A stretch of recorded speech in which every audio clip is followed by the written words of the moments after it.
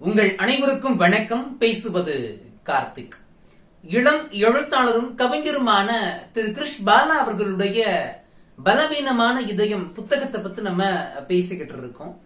இதற்கு முன்னாடி இந்த புத்தகத்திற்கு கூடிய சில முக்கியமான கவிதைகளை எல்லாம் நம்ம பேசி விமர்சனம் பண்ணி காணொளியாக பதிவு செஞ்சு இந்த பக்கத்துல பதிவிட்டு இருக்கோம். அந்த காணொளியினுடைய லிங்க இந்த காணொளியினுடைய கடைசி பக்கத்திலையும் டைட்டில் கார்டையும் டிஸ்கிரிப்ஷனையும் கொடுக்கிறேன். மறக்காம அந்த காணொளிகளையும் போய் பாருங்க. இந்த காணொளியில அடுத்த ஒரு கவிதைய நம்ம வாசிக்க போறோம், விமர்சிக்க போறோம், அந்த கவிதைய ஆராய போறோம். வாசிக்கிறேன், கேளுங்க. கடவுளின் குரலுக்காக காத்திருந்தார்கள். தினமும் அந்த வீட்டில் கடவுளுக்கு விளக்கேற்றினார்கள். வாசனை பத்தியும் சாம்பிராணியும் பொருத்தி வீட்டை மணக்கச் செய்தார்கள். விதவிதமான பலகாரமும் படையிட்டார்கள். கலர் கலரான பூக்களில் கடவுளை மிதக்கும்படியாக செய்தார்கள். குறைந்தது தினமும் 100 ரூபாயாவது செலவழித்து கடவுளிடம் எத்தனையோ வேண்டுதல்களையும் வரிசைப்படுத்திக் கொண்டிருந்தார்கள். அப்போது அந்த வீட்டின் வாசலில் ஒருவாய் பழைய சோற்றுக்காக ஒரு பிச்சைக்காரன் குரல் கொடுத்துக் கொண்டே இருந்தான். அதற்கப்புறம் ஒரு 6 வரி இருக்கு. நம்ம இந்த வரிகளுக்கெல்லாம் என்ன விமர்சனம் அப்படின்றத பார்த்துருவோம். தினமும் அந்த வீட்டில் கடவுளுக்கு விளக்கேற்றினார்கள். கடவுளை நினைத்து வழிபட்டு அவர்களுக்காக எதையும் செய்யக்கூடிய மனிதர்களாக நாம் இருக்கிறோம் அல்லவா? கடவுள் நான் இதை எனக்காக செய்யுங்கள் அப்படின்னு கேட்டிருக்கவே மாட்டார். ஆனா மக்களாகிய மனிதர்களாகிய நாம் அந்த கடவுளுக்காக எத்தனையோ விஷயங்களை செஞ்சுக்கிட்டு இருக்கோம் அப்படிங்கறத நூலாசிரியர் இந்த இடத்துல இந்த கவிதைகளை குறிப்பிடுறாரு. தினமும் அந்த ஒரு கடவுளுக்காக 100 ரூபாயாவது செலவழிச்சிருவாங்க. செலவழிச்சு அவங்களுடைய பிரார்த்தனைகளையும் வேண்டுதல்களையும் அந்த கடவுள்கிட்ட முன்வைத்துக் கொண்டே இருப்பாங்க அப்படின்னு சொல்லிட்டு நூலாசிரியர் சொல்றாரு. எப்படியெல்லாம் அந்த 100 ரூபாயை செலவழிப்பாங்க அப்படின்றத நூலாசிரியர் சொன்ன விதம் சிறப்பாக இருந்தது.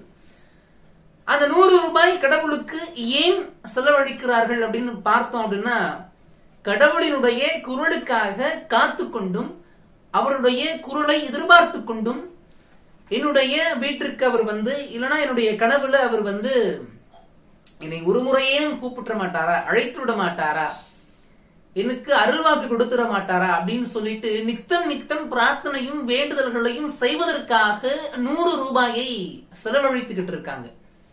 அப்படி இருக்கும்போது எதற்கெல்லாம் செலவழிக்கிறாங்கன்னு பார்த்தோம்னா, வாசனை பத்திய கொளுத்தி வைக்கணும் இல்லையா, சாம்பிராணியையும் பொருத்தி வீட்டை மணக்க செய்யணும் இல்லையா, அப்ப அந்த வாசனை பத்தியை ஏற்றுவதற்கு செலவாகும்ல, அது அந்த 100 ரூபாயில் அடங்கும். விதவிதமான பலகாரத்தை படையிலிட்டார்கள். அந்த 100 ரூபாய்க்குள்ள அந்த ஒரு குறிப்பிட்ட தொகையை பலகாரத்திற்கென்றே அவர்கள் ஒதுக்கினார்கள்.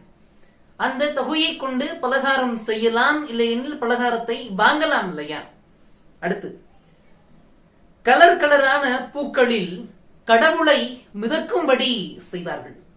எப்படி பூக்களை கடவுள் போல அப்படின்னு சொல்லி அவங்க ஊமைப்படுத்தி அந்த பூவினுடைய இயல்பை கடவுளை போல அவர்கள் அந்த நீரில மிதக்க விட்டுருக்காங்க. இத்தனை விஷயங்களை இந்த 100 ரூபாயில செய்யறாங்க. அப்ப இத்தனையும் செய்து கொண்டு தினமும் அவர்கள் பிரார்த்தனையையும் வேண்டுதல்களையும் செய்து கொண்டிருக்கிறார்கள். அப்படி செய்யும் போது டெய்லி அந்த நேரத்துல ஒரு பிச்சைக்காரன் அவங்களுடைய வீட்டினுடைய வாசலுக்கு முன்பு ஒரு பழைய சோறு, அதுவும் ஒரு வாய் சாப்பிடணும் அப்படிங்கிற ஆசையில பழைய சோற்றுக்காக ஒரு பிச்சைக்காரன் குரல் கொடுத்துக்கிட்டு இருக்கான். இவங்க யாருடைய குரலுக்காக காத்துக்கிட்டு இருந்தாங்க, காத்துக்கொண்டு அத்தனை பிரார்த்தனைகளையும் வேண்டுதல்களையும் செஞ்சுக்கிட்டு இருக்காங்க அப்படின்னா அந்த கடவுளினுடைய குரலுக்காக. ஆனால் 100 ரூபாய் கடவுளே வந்து நான் தான் கடவுள்னு சொன்னா கூட இன்றைய மனிதர்கள் நம்புவார்களா அப்படின்னு கேட்டா தெரியாது. அதுபோல குரலே கொடுக்காத ஒரு கடவுளுக்காக நித்தம் நித்தம் அவர்கள் 100 ரூபாய் செலவழித்துக் கொண்டிருக்கிறார்கள். அப்ப அதே நேரத்துல ஒரு பிச்சைக்காரன் ஒரு ரூபாய் சோற்றுக்காக குரல் கொடுத்துக்கிட்டு இருக்கான். அந்த கடைசி 4 வரிகளை வாசிச்சோம் அப்படின்னா என்ன மாதிரி ஒரு சிந்தனை, எப்படிப்பட்ட வரிகள், எதிலிருந்து தொடங்கி எப்படி கொண்டு சென்று முடித்திருக்கிறார்கள் அப்படிங்கிறது ரொம்ப கணக்கச்சிதமா வெளிப்படும். அடுத்து வாசிக்கிறேன் பாருங்க. அந்த குரல் அவர்கள் யாருக்கும் கேட்கவே இல்லை. நித்தம் நித்தம் அதே நேரத்தில் வந்து ஒரு பிச்சைக்காரன் ஒரு ரூபாய் பழைய சோற்றிற்காக குரல் எழுப்பிக் கொண்டே இருக்கிறான். அந்த குரல் அவங்களுக்கு கேட்கல. ஆனா குரலே கொடுக்காத அந்த ஒரு கடவுளுக்காக அவங்க நித்தம் நித்தம் 100 ரூபாய் செலவு செய்து வாசனை பத்திகளை ஏற்றி வைத்து வீட்டை மணக்க செய்து பலகாரங்கள் படையலிட்டு பூக்களில் கடவுளை வர்ணித்து அதை எப்படி நீரில் மிதக்க விட்டிருக்கிறார்கள். ஆனா ஒரு பிச்சைக்காரனுடைய அந்த பசை குரல் அப்படிங்கிறது கேட்கல. லாஸ்டா முடிச்சிருப்பார் பாருங்க. அந்த குரல் அவர்கள் யாருக்கும் கேட்கவே இல்லை. மாறாக அவர்கள் கடவுளின் குரலுக்காக காத்திருந்தார்கள். அங்க ஒரு பிச்சைக்காரன் கத்திட்டு இருக்கான், அம்மா தாயே ஒரு ரூபாய் சோறு போடுங்க அப்படின்னு. அந்த குரல் அவங்களுடைய செவிக்கு எட்டாம கடவுள் என்னுடைய பிரார்த்தனைக்கும் என்னுடைய வேண்டுதலுக்கும் குரல் கொடுப்பார் அப்படின்னு சொல்லிட்டு காத்துக்கிட்டு இருக்காங்க. இது கவிதையை படித்து முடித்த உடனே, முக்கியமா அந்த கடைசி 4 வரிகள்ல படித்து முடித்த உடனே பா விஜய் அவர்கள், பாடலாசிரியர் திரு பா விஜய் அவர்களுடைய ஒரு பாடல் தான் என்னுடைய நினைவிற்கு வந்தது.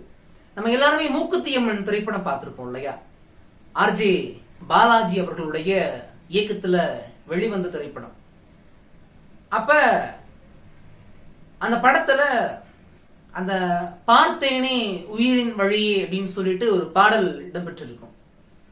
அதுல வேதங்கள் மொத்தம் கூறி யாகங்கள் நித்தம் செய்து பூஜிக்கும் பக்தி அதிலும் உன்னை காணலாம், கடவுளை எப்படியெல்லாம் காணலாம் அப்படின்னு சொல்லிட்டு திரு பா விஜய் அவர்கள் ஒரு பட்டியலை இட்டிருப்பார்கள்.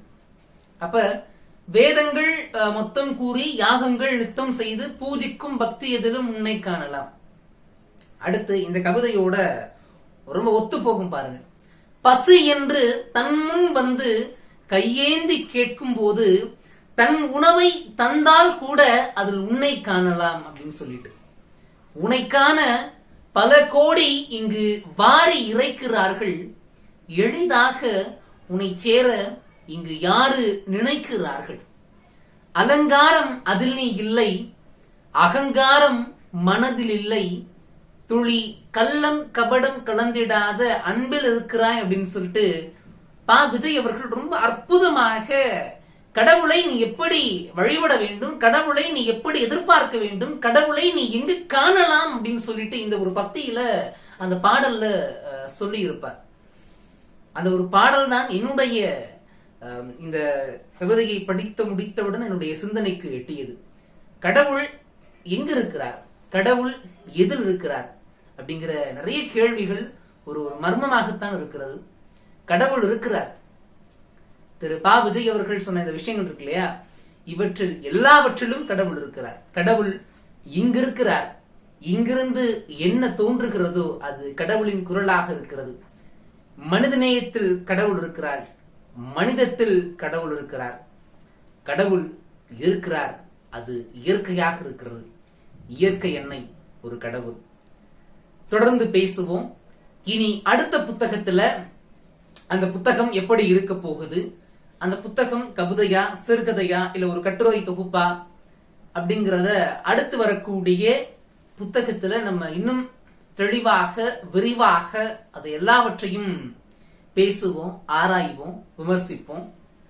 இந்த காணொளி இந்த புத்தகத்தினுடைய கடைசி காணொளியாக இருக்க போகுது. வாய்ப்பு இருந்தா இந்த புத்தகத்தை வாசியுங்க. தொடர்ந்து வாசிச்சுக்கிட்டே இருங்க. இன்றைக்காவது ஒரு நாள் உங்களை மிகப்பெரிய ஒரு இடத்திற்கு இந்த வாசிப்பு கொண்டு போய் சேர்க்கும் அப்படிங்கறதுல எந்த ஒரு மாற்று கருத்தும் கிடையாது. இன்னும் சொல்ல போனா பலவீனமான இதயம், இந்த ஒரு 10 நாள்கள் அப்படிங்கிறது என்னுடைய இதயத்தை நான் பலமாக வைத்துக் கொண்டுதான் இந்த பலவீனமான இதயத்தை படித்து படித்து இன்னும் அதை ஆராய்ந்து உங்கள்கிட்ட கொண்டு வந்த சேர்த்த கருத்துகள் எல்லாம் இந்த 9 காணொளிகள். இந்த புத்தகத்தினுடைய விலை, இந்த புத்தகம் எங்கு கிடைக்கும் அப்படிங்கறத நான் டிஸ்கிரிப்ஷன்ல கொடுத்துக்கிறேன். மறக்காம அதை போய் பாருங்க. இந்த புத்தகத்தை வாங்கி படியுங்க. உங்களுடைய வீட்டை அலங்கரியுங்க. உங்களுடைய அறிவை கூறாக்குங்க. உங்களுடைய நண்பர்களுக்கு பிறந்த நாள் பரிசு அப்படின்னு வந்தா புத்தகத்தை பரிசாக வாங்கி கொடுங்க. தொடர்ந்து பேசுவோம், இணைந்திருங்க. நன்றி. வாழ்க தமிழ்.